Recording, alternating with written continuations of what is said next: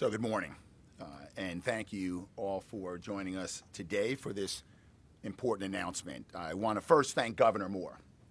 I want to thank you, Governor, for your partnership in our effort on behalf of the state to recover damages from the enormous harm caused by the collapse of the Francis Scott Key Bridge on March 26, 2024. Governor Moore, I also want to thank you for your leadership. It was your rapid response with your team, a response to that crisis that cleared the shipping channel and allowed the port to fully open in less than 3 months. And it was your leadership in that intangible element that instilled in Marylanders a sense of confidence that we as a state will get through this. We will recover and we will rebuild. So Governor Moore, I want to thank you for your partnership and your leadership. When you signed the Port Act into law, only 2 weeks after the collapse of the bridge, you provided economic relief for thousands of workers and businesses impacted by the collapse. And in record time, under your leadership, the Maryland Transportation Authority selected a firm to begin designing a bridge to replace the Francis Scott Key Bridge. I also want to thank several members of your team, Governor. I'm proud to call clients who are here today, certainly joined by Lieutenant Governor Runa Miller. Thank you for your leadership. Secretary of Transportation Wiedefeld. I know that Secretary of the Environment McElwain is represented here today by our Chief of Staff, Scott Goldman. Transportation Authority Executive Director Gardner is joining us today, and Port Administration Executive Director Daniels. It is on behalf of these agencies and the entire state that the Office of the Attorney General brings this lawsuit today. The attorneys in our office, working with assistant counsel, have worked side by side.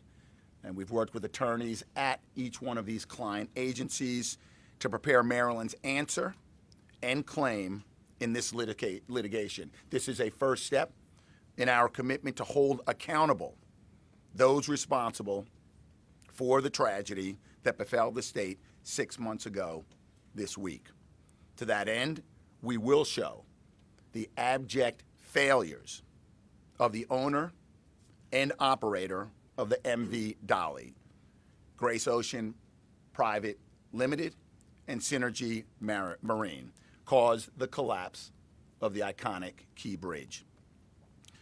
When I got the call that early morning on March 26 that a cargo ship had crashed into the Francis Scott Key Bridge with such force that multiple spans of the bridge had collapsed in the Patapsco River in a matter of seconds, I couldn't believe that I'd heard correctly.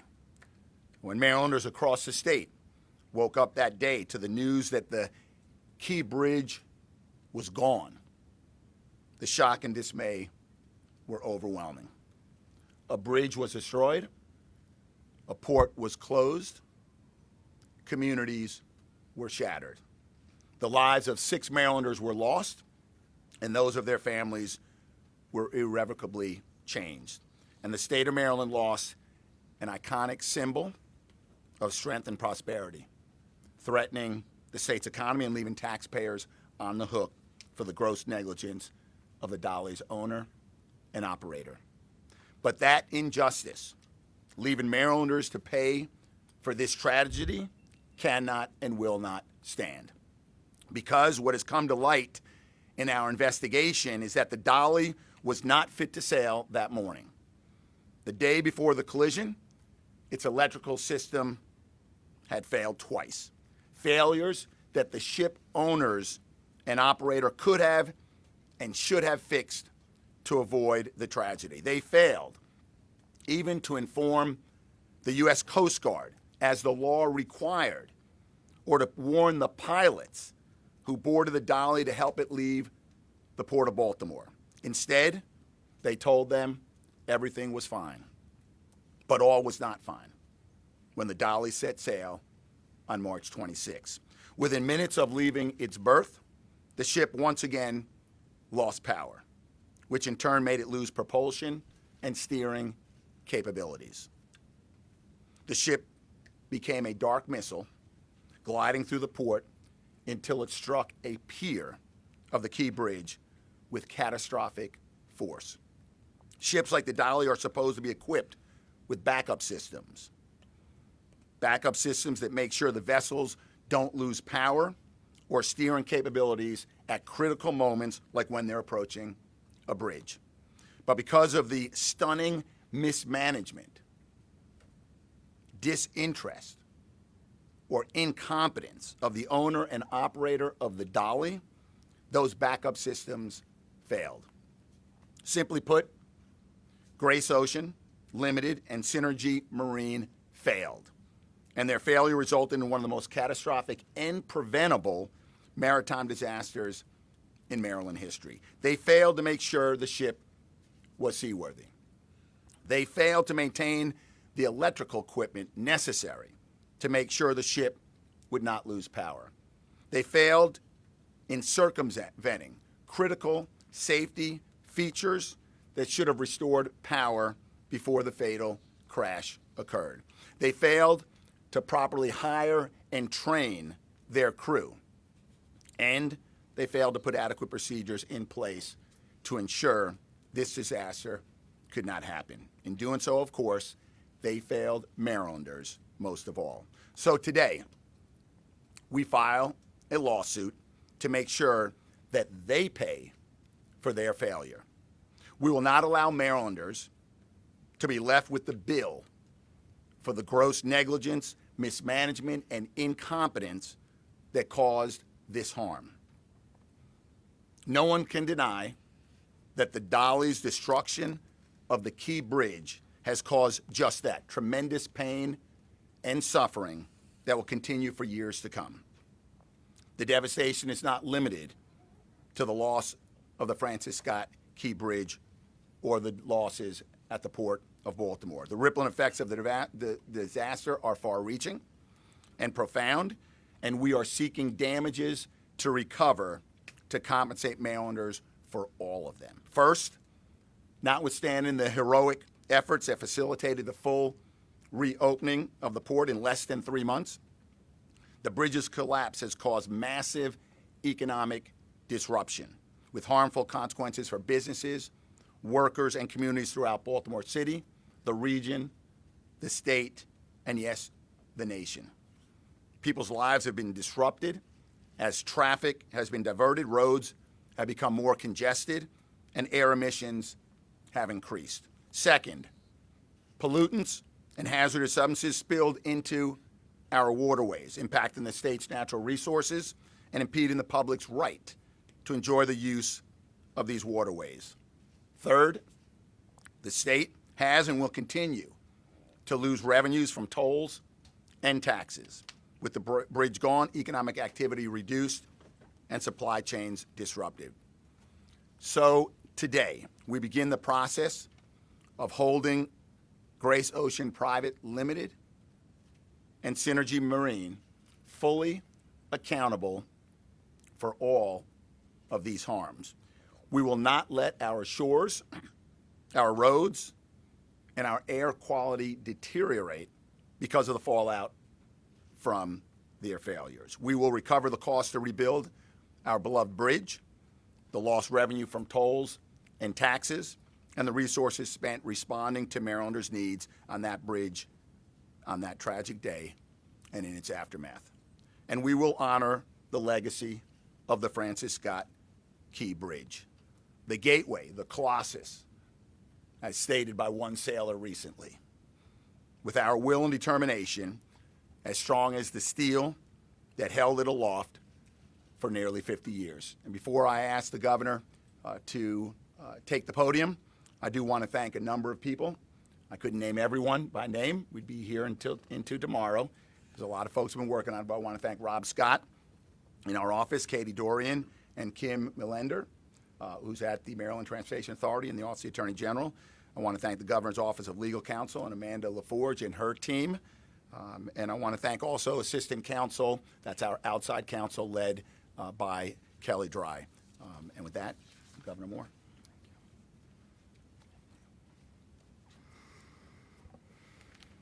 Good morning. I first want to begin by thanking the Attorney General for his remarkable leadership. For you and your team, you have been tireless and you have been diligent to making sure that we don't just have accountability, but understanding that today is an important part of healing. Today is an important part of the journey to healing that the state is going through, and you all have been absolutely crucial in making that happen. So to you, Attorney General, to your entire team, we're thankful that you have been with us every step of the way, and we're grateful for the leadership you've continued to show to this state. We know that the work that you all have done, the work that so many across the state has done, is the reason that as a state we've been able to bounce back. And I know that that bounce back has not been simple. That bounce back has not been easy. That it has required not just everybody up here, but it's required everyone in the state to believe that we could. And we know that in the most challenging moments that belief is tested. But that's also when Maryland has stepped up in the greatest way. Because in the wake of one of the most tragic disasters that our state has seen, our state decided to do something. And that was to work together to make sure that we could build and we could heal and we can move forward. And you know, I've learned in this job that when my phone rings in the middle of the night, I'm never about to get good news. And that happened on March 26th, when at 2:02 in the morning, my phone rang. And I got a call in the middle of the night, and I learned that the Dali had slammed into the Key Bridge and brought the entire bridge down. And we knew that we could not take on this challenge alone, that we had an obligation to meet with the Marylanders who were directly impacted by this crisis. So we spoke to the families of the victims, and we told them that we would stop at nothing to make sure that their loved ones were given the closure and the comfort that they needed. We spoke to the workers who woke up that morning without a job, to no fault of their own.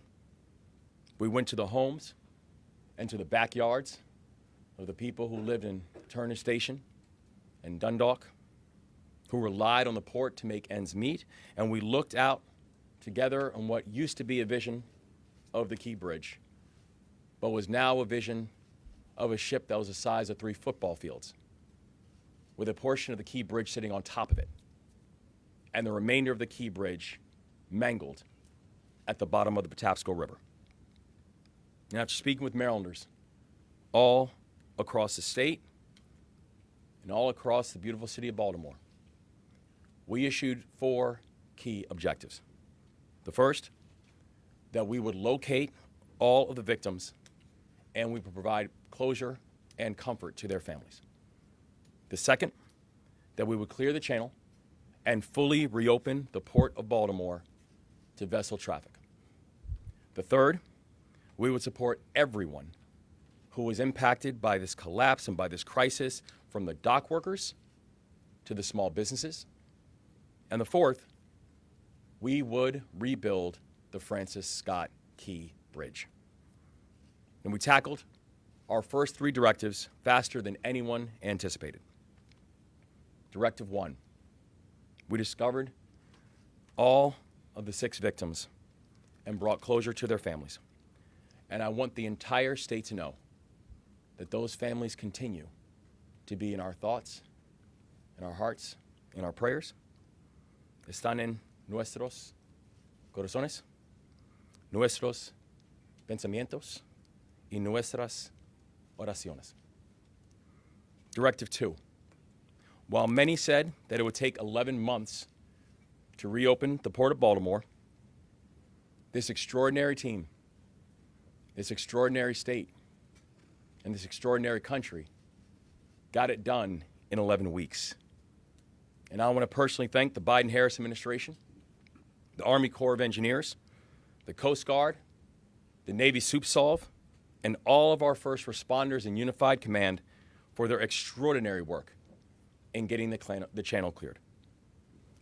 The third directive, we passed bipartisan legislation in the Maryland General Assembly to support our workers.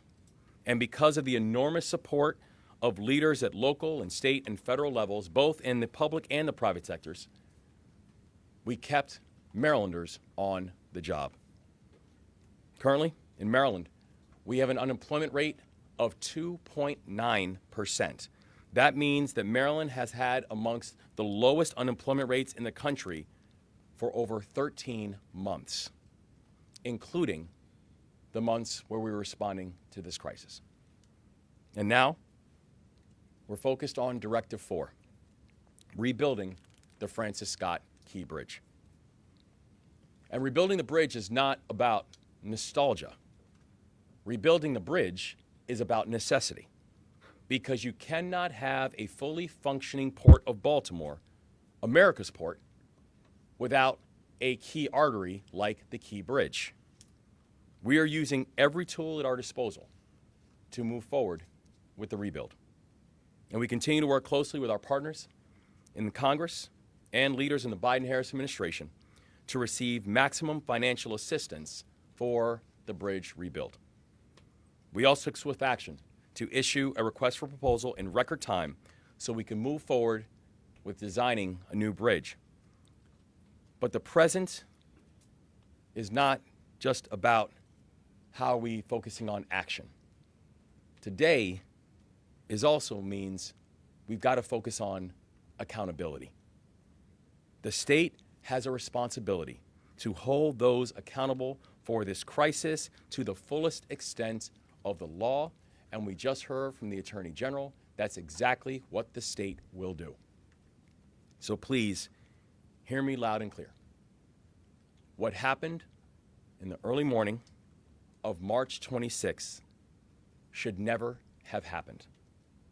A bridge that was used by thousands of vehicles every single day should still be here right now. A key artery to the Port of Baltimore, which helped move billions of dollars of freight every single year, should still be here right now. And the 6 victims of the collapse should all be here right now. Menor Yacir Suazo Sandoval, Miguel Angel Luna Gonzalez, Jose Minor Lopez, Alejandro Hernandez Fuentes, Dolian Ronial Castillo Cabrera, Carlos Daniel Hernandez. They should all be here right now. That's why accountability matters. Maryland businesses and workers are still dealing with the consequences of having one of the most important bridges in the state suddenly gone. We cannot forget everything that the Dali was responsible for us losing that morning. So let me end with this. The work ahead will not be easy. Any litigation this complicated will take time. But in Maryland, we do not shy away from big challenges. We lean in and we demand justice, and that is what it means to be Maryland tough and Baltimore strong. We are joined by extraordinary partners in this work, from our Attorney General to our agency leaders, to our friends at the Port of Baltimore, to our extraordinary Lieutenant Governor, and many, many others. And I know that together, we will prevail. And the people with us today will all gather once again as soon as we possibly can to celebrate the reopening of the Francis Scott Key Bridge. So may God continue to watch over the victims of the collapse and their families. May God continue to watch over the beautiful state of Maryland. And I'm now proud to turn back over to the Attorney General, who will now take questions from the media. Thank you, Governor. So, good morning, everybody. I'm Alicia Wormack. I'm the Deputy Communications Director for Attorney General Brown. For media questions, I ask that you please call on you and state who you are, who you represent, and speak as loud as possible so we can hear the questions. I'm curious, how much money are you seeking from the owner and operator of the Dali? I know the press release and the complaint outlines that you not only want money for the cost of the bridge, but also lost tolls and economic loss. How much money are you seeking, and do the two companies have enough money to pay that?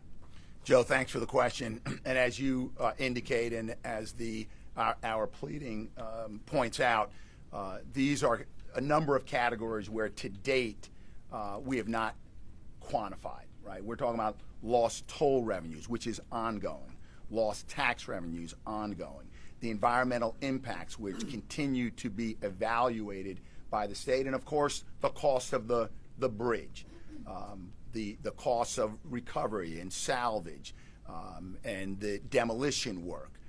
When we talk about the cost of the bridge, you're talking about design and construction. So we know the categories in which we're seeking recovery, and I just named a few, but part of this process is to put pen to paper to do the analysis to understand precisely that dollar value. So that number we don't have today, okay, and that is part of the work that we have ahead of us. But keep in mind that really no dollar value will truly compensate Marylanders for the loss, the shattered communities, the lost lives. But our effort, our goal, is to quantify the monetary recovery so that we can put that forward to the court and recover in full on behalf of the people of Maryland. Hi, Elizabeth Worthington from WMAR. I have two questions. First one, a lot of the allegations set forth in this lawsuit match up with what the DOJ found in its investigation. Did your office coordinate with them during the investigation, or did you both arrive independently at those conclusions? Thank you, Elizabeth. Both, right? So we're undertaking our own investigation into the factual what underlie what was we consider to be the unseaworthiness, the recklessness, the gross negligence of the owners and operators of the Dali. The Department of Justice, you saw their complaint last week. There are things that resemble our complaint. The City of Baltimore filed earlier this year, and a number of others have. We will cooperate and coordinate with all parties who are seeking recovery from the Dali, because let's be clear, right? That key bridge and all of the attendant losses that you heard today and you read in our complaint, the DOJ's complaint, and every other complaint was caused by the owners and the operators of the Dali. It was their gross negligence in putting a ship, 900-plus ton vessel, to sea that was not seaworthy. So it's no surprise that the basic claims and the factual, the facts supporting claims are going to be the same, because we all recognize that it was the Grace Ocean and Synergy Maritime that failed all of us. Yeah. Second question. We know from the DOJ lawsuit that at least the prior captain had alerted Synergy to the problems with the excessive vibrations in May of 2023. The last inspection for the Dali was in New York by Coast Guard investigators or inspectors in September of 2023. Did your investigation uncover why they might not have caught any of these glaring issues? So we've outlined in our response and claims a set of facts. As I mentioned, some of them resemble facts that have been alleged by other parties in this case. Our investigation continues, and we will uncover all the facts that led to the collision of the Dali with the bridge, and how the owners, and connect that to how the owners and the operators who were shoreside knew of or should have known that this vessel was not seaworthy. So whether it's vibrations, electrical, fuel systems, our investigation will get to the bottom of all of that. David Collins from WDCA-TV. Hey, David. If successful, is any of the money required to go back to the feds? There is subrogation, right? Even to insurance companies. Right now, my focus is to recover fully from those who are responsible. I'm going to allow the governor and the Secretary of Transportation to discuss any conversations, if they choose, with the federal government. But at the end of the day, whether it's the taxpayers of Marylanders writing to the state coffers, or the taxpayer of Marylanders and across this country writing to the federal government. Taxpayers will not bear the burden of the cost of recovering from the damage and the destruction done by the owners and the operators of the Dali. First and foremost, let's hold them accountable. In addition to the work that the governor outlined to rebuild the bridge, to restore volume and full activity at the port, to reconnect communities, and that's our focus. That's the governor's focus, and that's our focus in the Office of the Attorney General. Leah Skeen with AP. I was just wondering, given what happened here, is the state doing anything to increase oversight of other ships sailing in Maryland waters to make sure that they are being safely maintained and operated?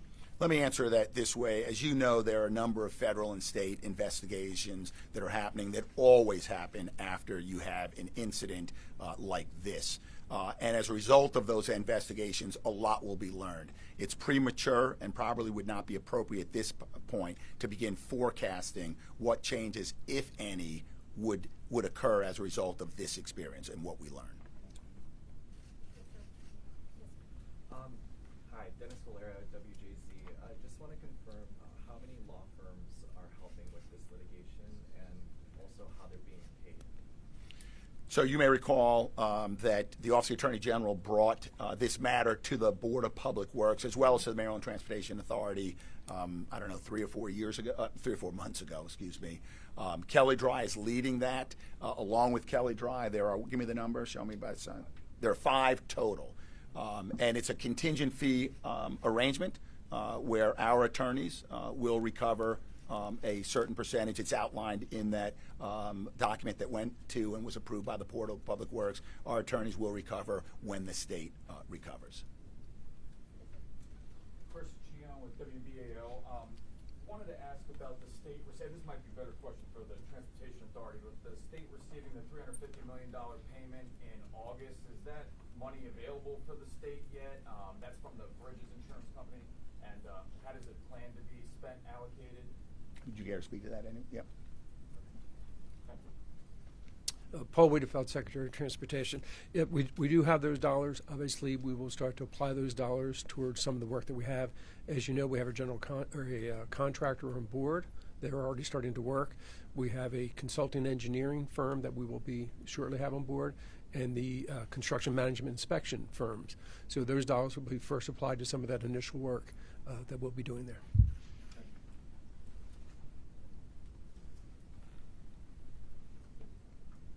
Pamela Wood from the Baltimore Banner. Obviously, this is complex litigation with multiple parties making claims here. It's probably going to take, I assume, years.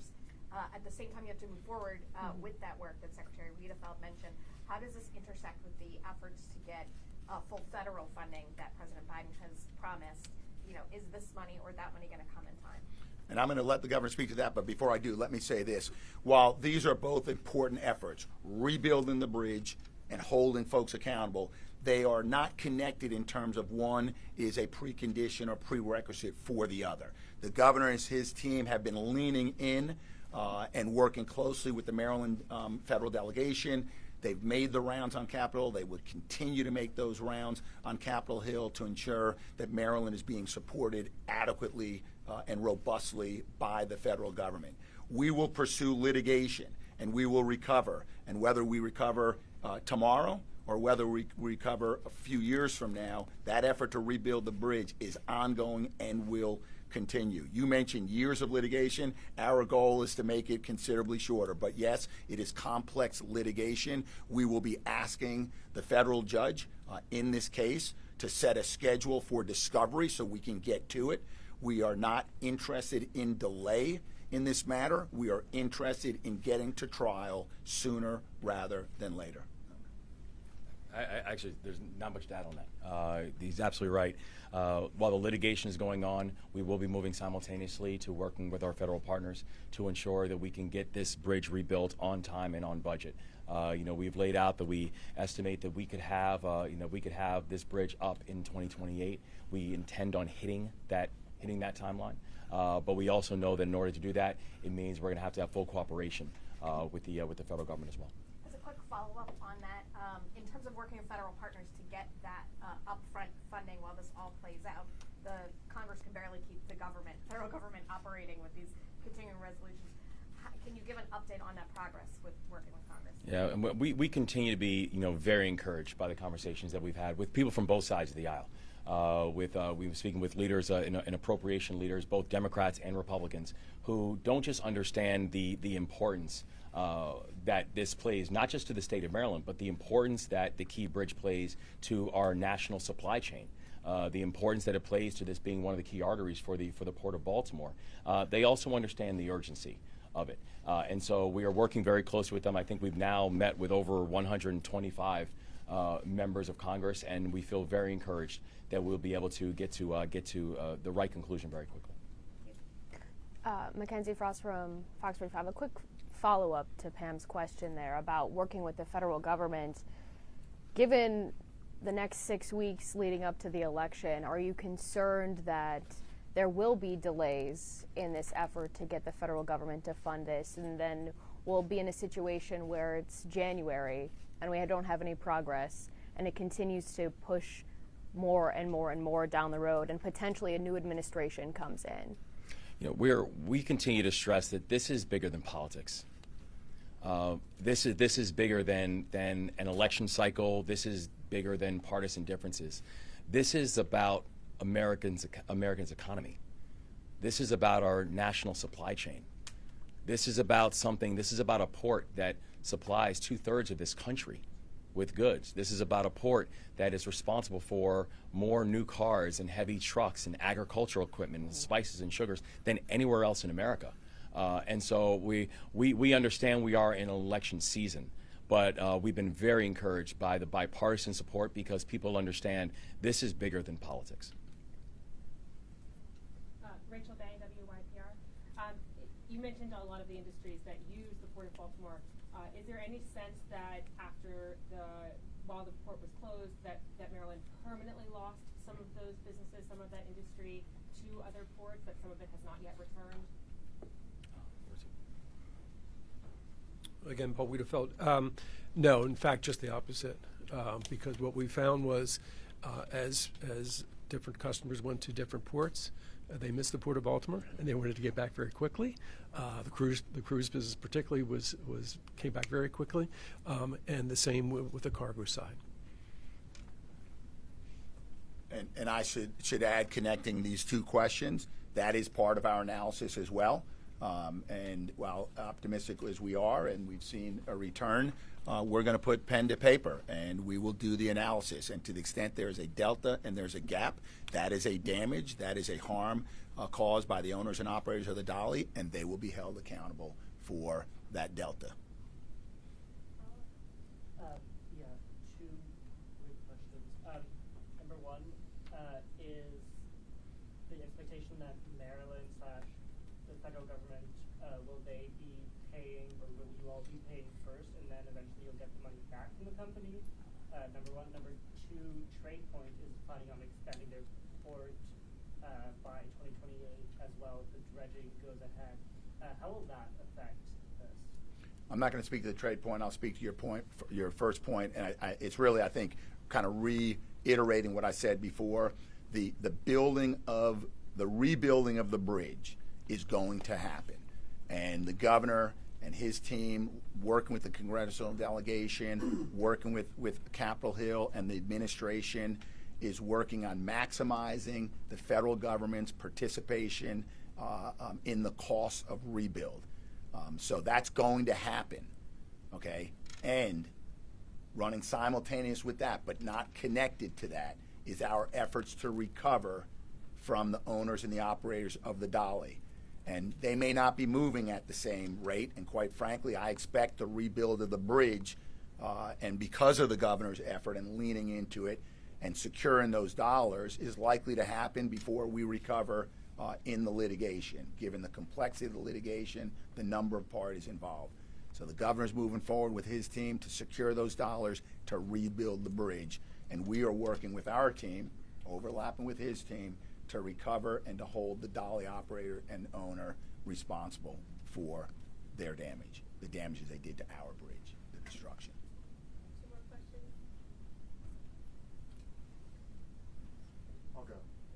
Hayes Gardner of the Baltimore Sun. Hayes. You mentioned this is the first step.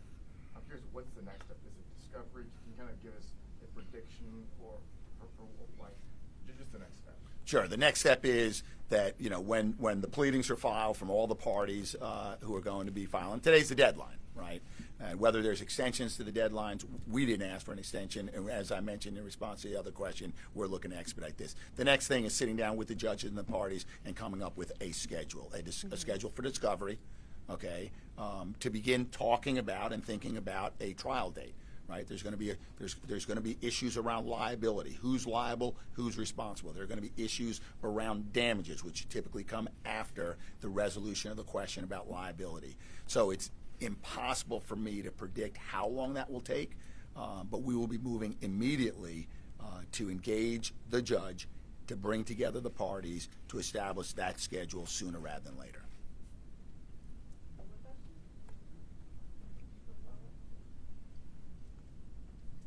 In reference to this past Saturday, when the FBI as well as U.S. Coast Guard was on the Merrick South Toro, was that in conjunction with your office, with the governor's office? Was that separate from with the Department of Justice investigation?